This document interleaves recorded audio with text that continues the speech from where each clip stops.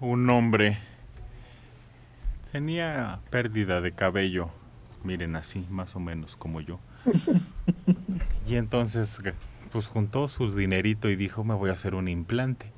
Y sí, claro, fue a una clínica y le cobraron, le dijeron $5,000. ¿Cuántos son $5,000? 100,000 pesos, ¿no? 120,000 pesos más o menos, ¿no? Sí. Bueno, pues los juntó y órale, que le entra. Pues ahora está demandando a la clínica donde se fue a hacer el implante porque en lugar de implante le pegaron una peluca. Ya, es que Pues no preguntó bien cómo era eso el es de tratamiento. película de los tres chiflados, por favor. Sí, no manches. Pues fíjense, había juntado dinero de sus padres, sus ahorros. Y luego se dio cuenta de que no era lo que esperaba. Se sorprendió y empezó a llorar. Dijo Muy que fue bien. engañado. Esperaba que le hicieran un trasplante de cabello y no un reemplazo de cabello.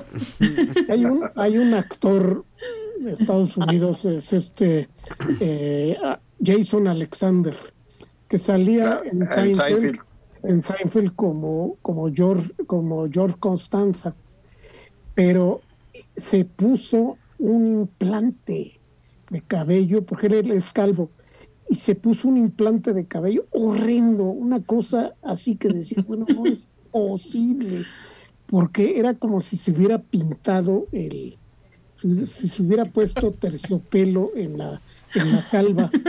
Qué horror. Y así salió un par de películas, pero se lo quitó.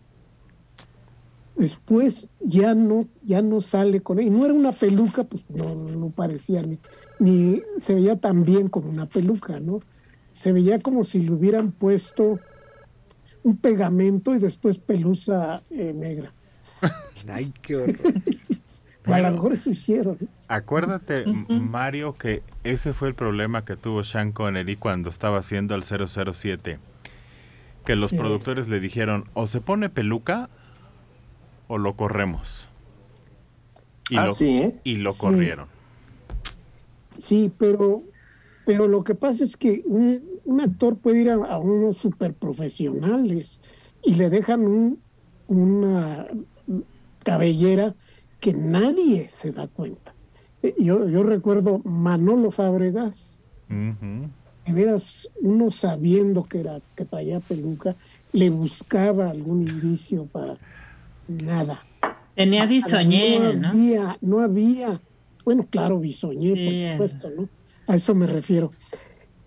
Y nada, pero no se veía absolutamente ningún indicio y se le veían las raíces y el pelo como nacía de la piel. No era una cachucha como a algunos se les nota, ¿no? Ese era uno. El otro, creo que era Sabludowski, ¿no? No, era Julio Alemán. Bueno, Julio Alemán, claro. Julio Alemán, que además se fue cambiando de cabello oscuro a cabello cano. ¿Julio Alemán? Sí. Sí, también tenía bisoñé. Ah, sí, lo Sí. parecía. Sí, No, pero estaba bien hecho. no, porque además él lo fue cambiando. Él inició con el bisoñé muy joven y después lo fue cambiando hasta que el último que traía era totalmente cano. ¿Cómo se llamaba el compositor de Noches Tapatías? Pepe Guizar. ¿Pepe? Creo que no, ese era el pintor musical. De Noches Tapatías. Porque hacía con Héctor una gira de un programa de radio. Ahorita me acuerdo del nombre del compositor. Y entonces siempre traía peluca y un día llegó sin peluca. Y Héctor gritó desesperado, ¿a qué hora va a llegar el maestro? Era el pianista. Y le dijo, aquí estoy, Héctor. Estaba al lado de él pero sin peluca. Y sí, y antes de la pandemia en la peluquería donde iba estaban peinando una peluca. Y luego llegó un señor y se la puso y cambió completamente. Y además se la puso y se la pegaron y todo y no se notaba absolutamente nada. Ahorita nos acordamos cómo se llamaba. Sale del aire el Chavo del Ocho en toda América Latina y en todas las plataformas, en todos lados. ¿Y eso? Es impresionante el tiempo de vida que ha tenido este programa y el número de países en donde se transmite la serie. Alguien que viajó a Brasil me decía con mucha tristeza que solo le hacían preguntas del Chavo del Ocho. Pues sí, porque es lo único que les llegó a ellos en esos lugares de la cultura mexicana y pensaban que de todos los mexicanos éramos un poco como algunos de los personajes que ahí se presentaban en esa serie. El Chavo del Ocho fuera. ¿Pero qué van a hacer los domingos temprano? ¿Qué van a hacer en ese canal en el que lo repiten 700 veces al día? Hubo un desacuerdo económico, eso es lo que causa que el Chavo del Ocho salga del aire, porque la televisora que lo transmitía, Televisa, tiene la mayoría de los derechos. Entonces, Tiene todo. Tiene todos, ¿eh? creo ¿No se nos quedó el hijo, Roberto? No, los tiene Roberto. No, los tiene Televisa y el hijo solo tiene una parte, recibe un porcentaje. Pero la que decide cuánto cobra y dónde lo transmite es Televisa. Entonces, por eso ahora los hijos también están muy tristes, Dora.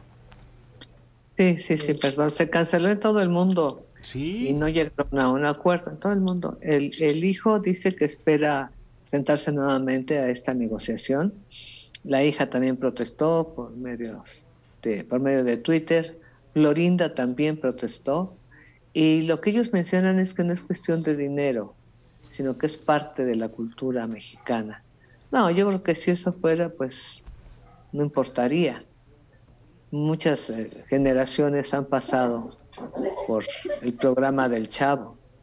Sin embargo, pues el hecho de que ya queden vacíos esos espacios, creo que se pueden aprovechar mucho mejor, sobre todo con la demanda que va a haber ahorita de educación por televisión. Sí entiendo que los domingos cubrían un horario muy importante, pero según su hijo no está todo perdido, aunque en automático desde ayer ya no se transmitió absolutamente nada en ninguna parte del mundo, porque es mundial la cobertura, no nada más América o Latinoamérica, está en todo el mundo con traducción al idioma del país en donde se transmite. Alejandro. Fíjate que sí, así como parte de la cultura mexicana, yo no lo incluiría. Sí creo que es un referente de quizá la cultura pop o la cultura televisiva que se formó en México desde que hubo televisión, pero particularmente en los 70s, 80s con este tipo de programas de humorismo. Yo sí crecí con el Chavo y a mí siempre me gustó. Hoy veo a mucha gente que es como un poco, me da la impresión que es un poco snob. Es que nos hicieron tontos con esos programas. Yo creo que era el humor de ese entonces. Yo me divertí mucho y a mis hijos, ahorita tienen 20 y 16, yo también lo vieron y también se reían. Desde luego, después de 34 años, me parece que es la última grabación que se hizo, han cambiado los valores, han cambiado la percepción.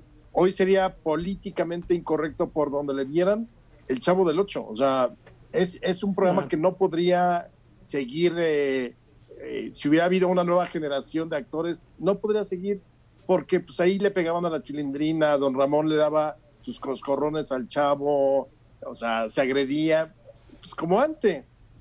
Pero entonces, ¿por qué sigue? Creo que quedará para ser un referente en la historia de la televisión mexicana. Pero sí sigue, Alejandro, sigue en caricatura, lo pasan en la televisión. Sí, sigue los dibujos animados.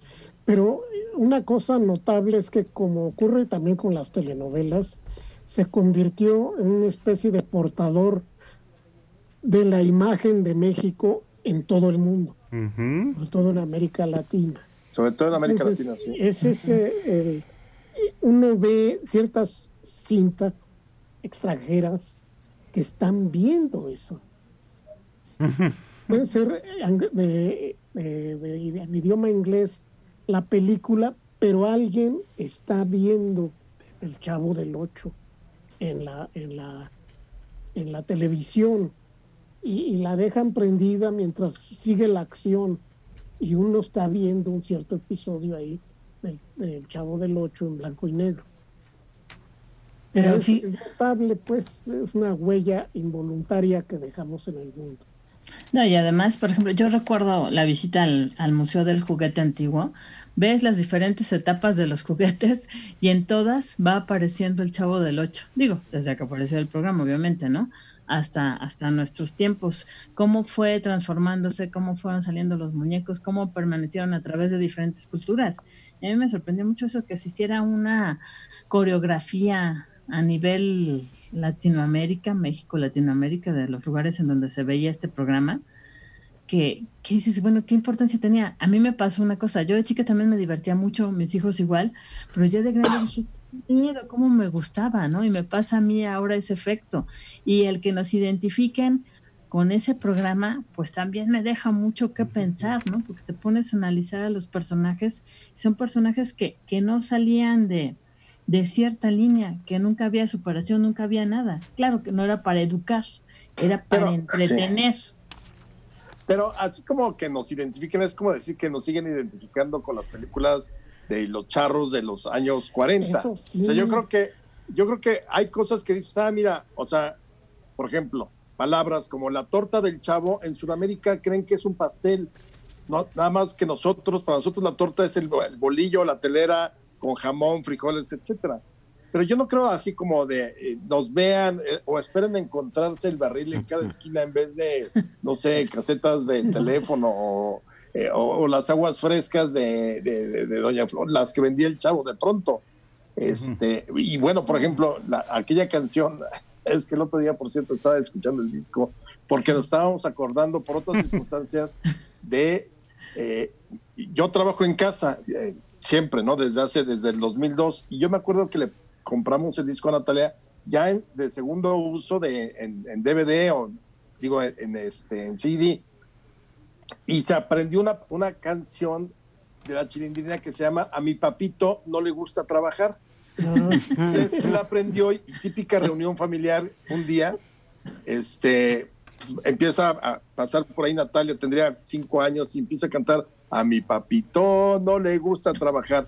Y yo digo, Natalia, no digas eso, porque de por sí cuando trabajas en casa la gente cree que no trabaja. Y la cantaba así, a mi papito no le gusta trabajar. Ahí te habla. Dora.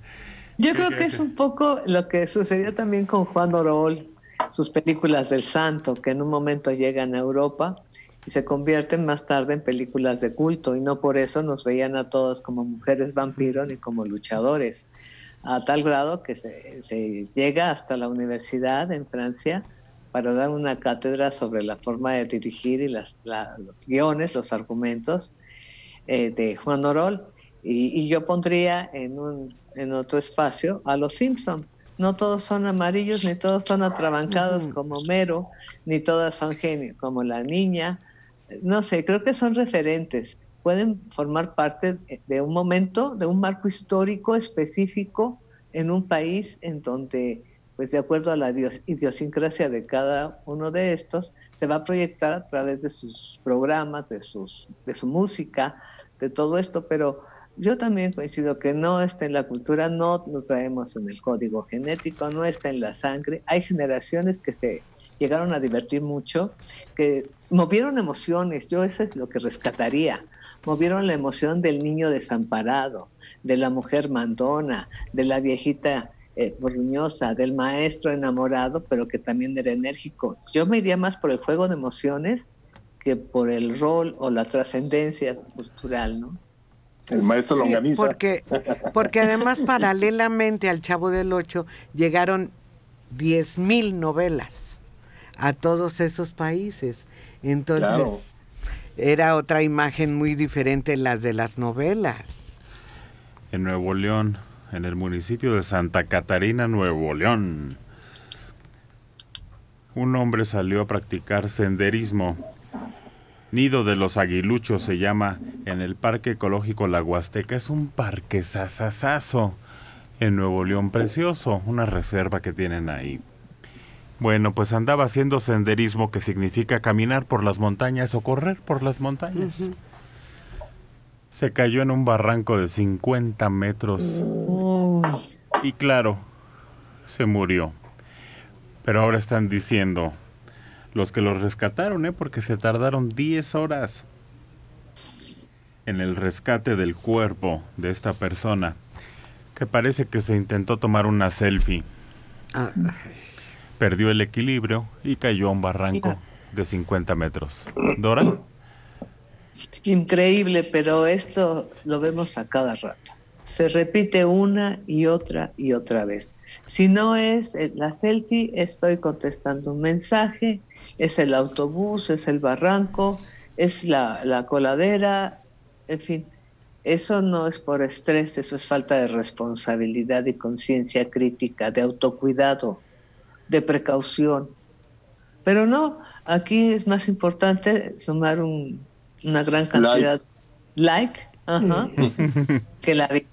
Y esas fotografías, esas selfies, en donde atrás vemos grandes espacios, vemos vacíos, vemos barrancos o vemos hasta de alturas insospechables de los edificios, no les importa. Hay que ganarse un lugar, hay que ganarle a los otros, aunque el precio sea mi vida. No creo que se haya tomado la selfie, pero la foto de su cadáver en el barranco, esa sí va a salir, ¿cómo no? O también ya pueden ser grandes barrancas, extensiones, pero también un león o un tigre. Entonces, la gente se saca la selfie y se acerca a los barrotes de la jaula y la agarra el león. Sí, se cruza la bardita de seguridad, se recarga en la jaula de lo que hay allá adentro y lo agarra o lo araña o lo atrapa. 1-0 a favor. Pues me sorprende porque no era un joven, no era un improvisado. Miren, Héctor David Carrizosa Rodríguez tenía 40 años, ya no era un crío. Impartía clases en el Departamento de Ciencias de la Información de la Universidad de Monterrey. ¿Tenía educación? Mal. Pero eso no les quita la vanidad. ¿Cómo dijo Alejandro? Exacto. Un like. Quería un like en su foto. Sí, y la vanidad de que todo el mundo viera en dónde estaba él parado, sin ningún temor, sin red de protección. Es eso. Y lo hemos visto, por ahí hay recopilaciones de accidentes por selfies, desde el que se cae del edificio, el barranco, se ahogan. No, bueno, yo creo que eso también, la falta de sentido común muchas veces, ¿no? Ya da para... Más cerca, que se vea el fondo. Pues sí, pero el fondo lo conoces 3 segundos después. Ya da para un libro todos los accidentes en selfie. Sí. Y lo curioso es que si no nos tomamos un selfie, pues no. Parece que no hubiéramos ido nunca al lugar o que no hubiéramos estado ahí, frente a los demás. Pues yo nunca me he tomado una. La muerte estaba persiguiendo a los turistas en Quintana Roo. Y entonces muchos... ¡ay! Es que en medio de las restricciones para disminuir los contagios de COVID, estaban los turistas tirados en las playas de Quintana Roo. Estaba cerrada para los visitantes. Entonces un hombre vestido como la muerte se les acercaba y les dijo: les recuerdo que esta playa está cerrada y tienen que respetar las medidas sanitarias. Y se alejaba. Y se iba otro y le decía: te recuerdo que no puedes estar aquí. Pero causó impresión en algunos, impactante. Un joven tomó su disfraz y hasta una guadaña para recorrer el lugar y tratar de concientizar a los presentes. Sin embargo, algunos lo tiraron de a Lucas. Alejandro. Fíjate que a lo largo de esta pandemia hemos visto casos así. Yo documenté 2. Uno, no me acuerdo, creo que en Michoacán. Si no, seguramente alguien del público nos dirá. Hicieron los gritos de La Llorona. ¡Ay, mis hijos! Y los pasaban en el pueblo en altavoces durante la noche para que la gente, y sobre todo los chavos, no salieran de casa. Y está por ahí el video. porque se ve, y entonces oye así la voz fantasmagórica de ¡ay, mis hijos! Y luego la otra, en Chiapas, en uno de los municipios, las propias autoridades empezaron a circular la versión de que había un hombre lobo suelto. Y la gente empezó, bueno, porque además allá, como un hombre lobo iba a hacer competencia con el nahual, ¿no? ¿Se acuerdan que se supone que el nahual es el famoso hechicero desde tiempos inmemoriales que adquiere la forma de algún tipo de animal, sobre todo un coyote o algo así, ¿no? Pero también está por ahí documentado en algún periódico de la gente empezó a salir en las noches para tratar de cazar al hombre lobo. Pero la idea era que la gente se quedara en casa. Ahí fue el efecto contrario.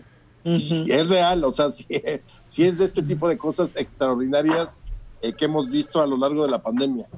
Pues a ver si de alguna manera entendemos, porque parece que nos entra por el ombligo y nos sale por un oído, o como se diga. No, hombre, si entrara por el ombligo sería vía directa. Acuérdate que es la cicatriz más antigua de la humanidad y es el punto de equilibrio. No, es el morbo.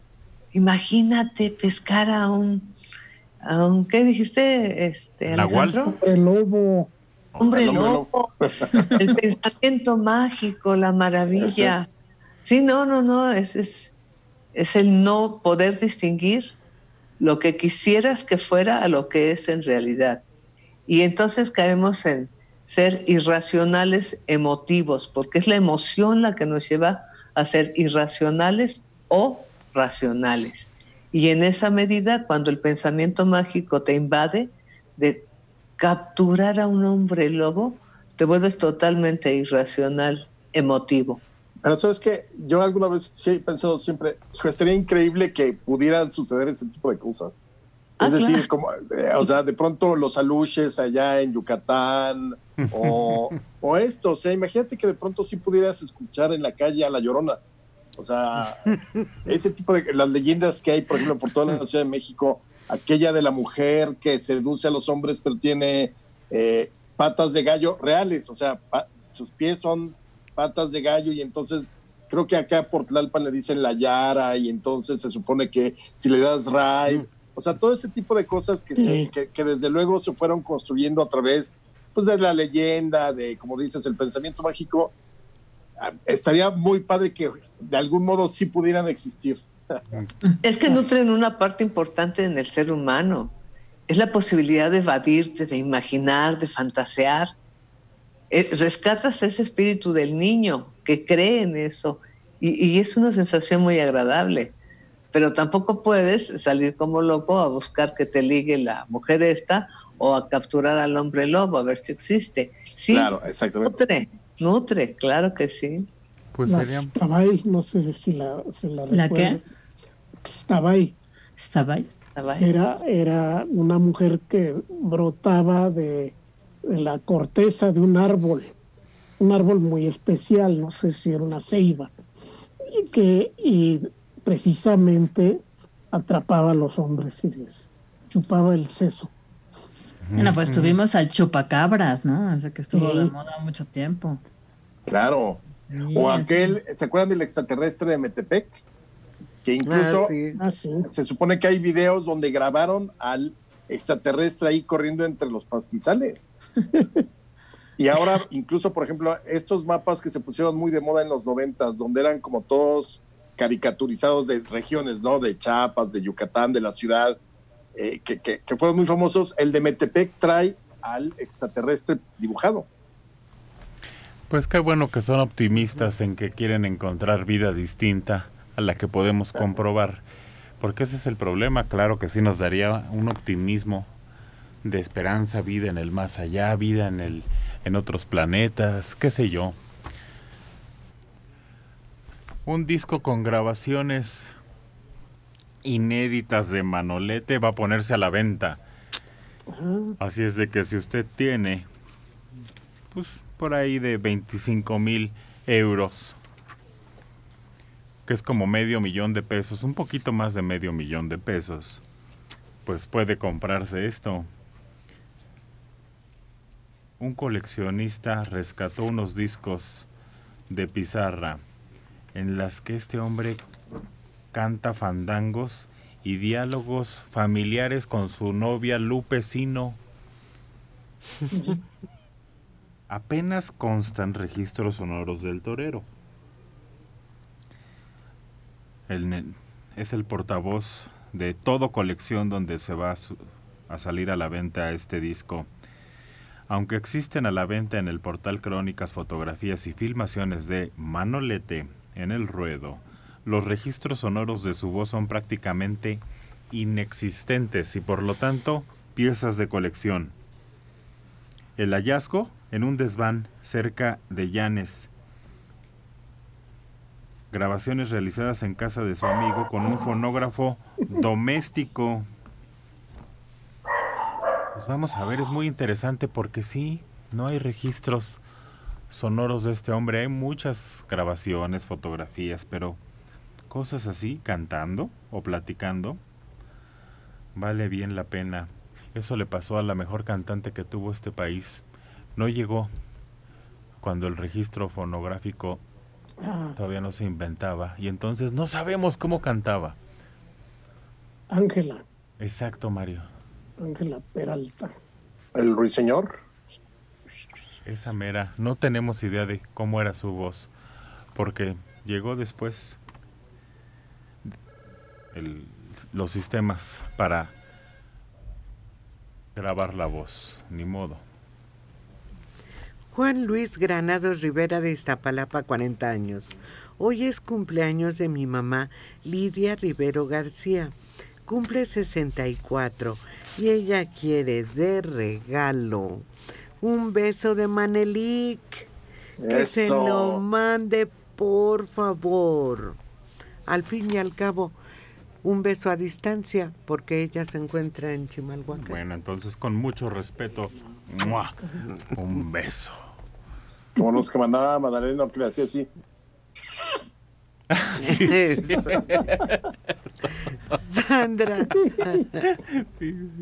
Sandra Salinas García, de la Gustavo Madero, 45 años. ¿Me podrían decir en dónde puedo obtener el microfonito que llevan en la solapa? Mi hija de 18 años y yo escuchamos el programa y nos gustaría obtenerlos. Venga por el suyo, aquí se lo guardamos. Van a impulsar el testamento a mano.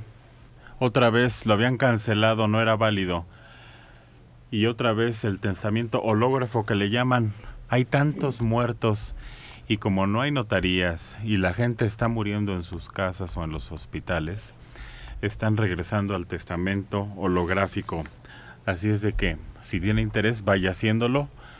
Le echa de su puño y letra, le firma, se jala a 2 testigos y adelante. Para evitar problemas, es muy importante. La Premier League son los que juegan fútbol allá en Europa. Bueno, todos los que tosan en el campo de fútbol van a ser sancionados, sobre todo porque no saben si son ocasional, como dicen, al drede o al propósito. Oye, pero ¿cómo van a determinar si alguien tose a propósito? ¿Cómo lo van a determinar? Si se tapa uno la boca, no es a propósito, así de simple.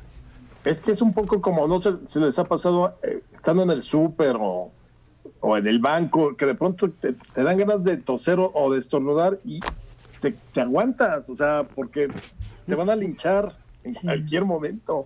Es mejor no toser o taparte bien cuando lo hagas.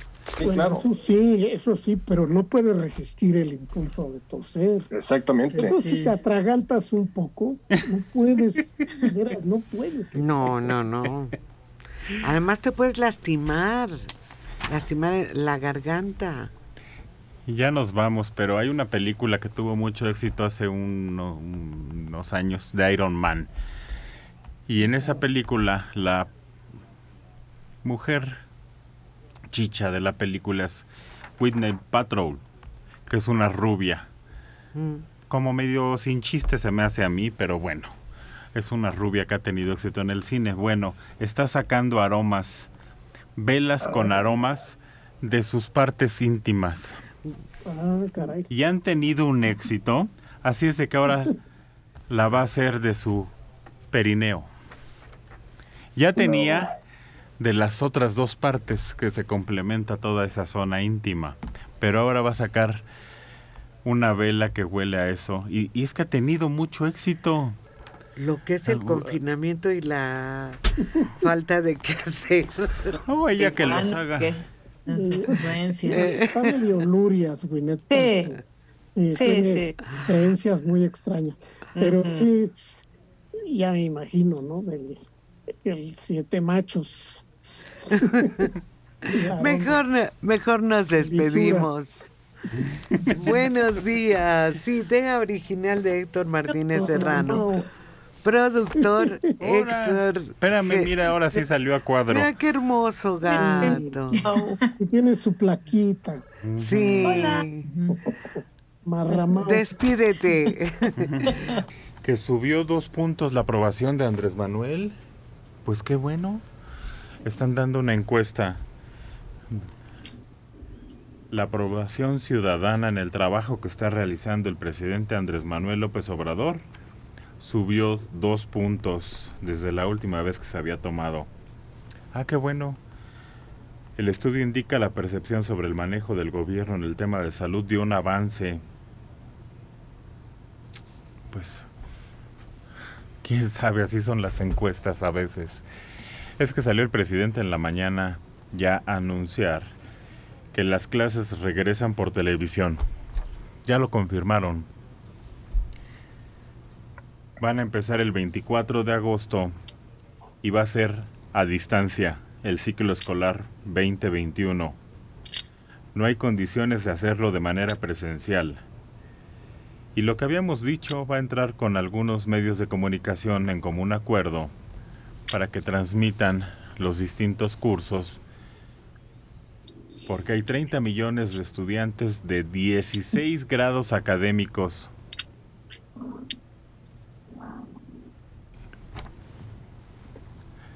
En este país, 6 canales de televisión y dicen que van a haber una cobertura muy amplia.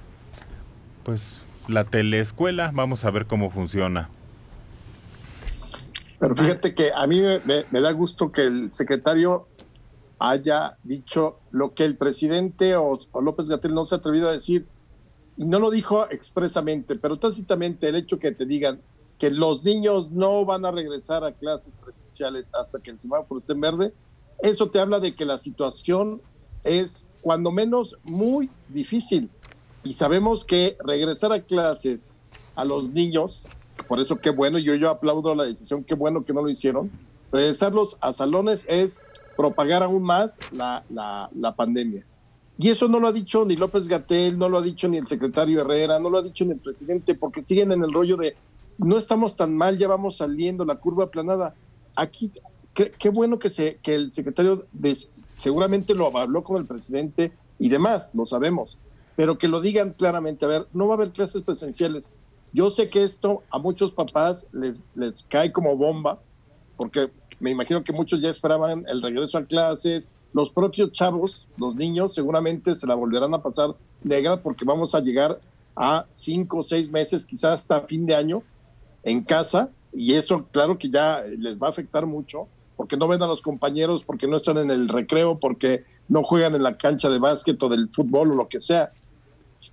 Pero creo que es mejor ser claro, no estamos en condiciones, no hay curva aplanada, no hay recta ensalivada, estamos en una pandemia y nos quedamos atorados arriba. Yo no sé cómo le va a hacer la gente que trabaje. Si alguien regresa a su trabajo y tiene hijos que ya no van a ir a la escuela, ¿en dónde los vas a ir a depositar? Claro. Sobre todo porque estamos hablando de que es en todos los niveles. Y era un espacio en el que las mamás o los papás se podían ir a trabajar con toda tranquilidad porque sabían que el niño estaba en la escuela, el niño o la niña. Entonces, sí se deberán resolver todavía muchos asuntos para que esto funcione y funcione bien, porque si el niño se queda solito en la casa, pues lo menos que va a programar en la televisión es la clase de matemáticas. Liliana. No, claro. Ya lo que me tocó ver es que varias personas que tuvieron que reintegrarse a sus trabajos de diferente índole, llevan a sus hijos al trabajo porque no hay de otra, no tienen con quién dejarlos, no pueden estar solos porque son todavía pequeños, y ahí están, en un rinconcito de donde es el empleo de la mamá, en este caso fueron mamás las que me tocó ver, y traen a sus hijos, los que pueden, y los que no, pues andan viendo cómo los acomodan con los abuelos, con los tíos, con el vecino, a ver con quién. Sí, hay que habilitar Sí. parientes o gente muy cercana con toda confianza para que se queden a cuidarlos. Sí. Pues o sí, que los cuiden en sus casas. pero con el abuelo es peligroso ahorita, dicen, porque el niño es asintomático Es y que portador. No hay de otra. No, y seguramente esto causará una gran polémica porque no solamente por cómo desarrollan esos programas, les dio tiempo realmente para desarrollar bien todo este programa de televisión, y además es educación básica. La superior agarra lo que digan los institutos de educación, las universidades, las preparatorias y demás, ese es otro rollo. Aquí es la formación básica. Pero claro que le va a crear un malestar a las familias. Claro que sí, pero yo creo que es mejor esto, es decir, es mejor que tengamos este malestar y nos las ingenimos para ver qué hacemos con los hijos, a que esto se propague con de una manera furiosa en los siguientes meses, porque es un hecho en las escuelas, y yo no sé si a ustedes les tocó en algún momento dado, era un ciclo de enfermedades durante 3 meses, el hijo, la hija, mamá, papá, y luego ya parecía que ya iba saliendo y otra vez distinta gripa, etcétera. Sí, la escuela es para que se contagien todos. Rosario Rangel Suárez. Hola, buenos días. ¿Podrían por favor mandar un saludo a Alfredo Gómez Padua, quien lleva 20 días luchando por su vida contra el COVID-19? Los estamos escuchando. Soy su esposa Rosario. Federico López. Durante más de 10 años corrí con cubrebocas común y corriente para proteger mi garganta y pulmones del frío. Me entrenaba en las mañanas. Fui corredor de maratones. Mensaje de internet. Tengo 9 años. Les escribo de Cancún.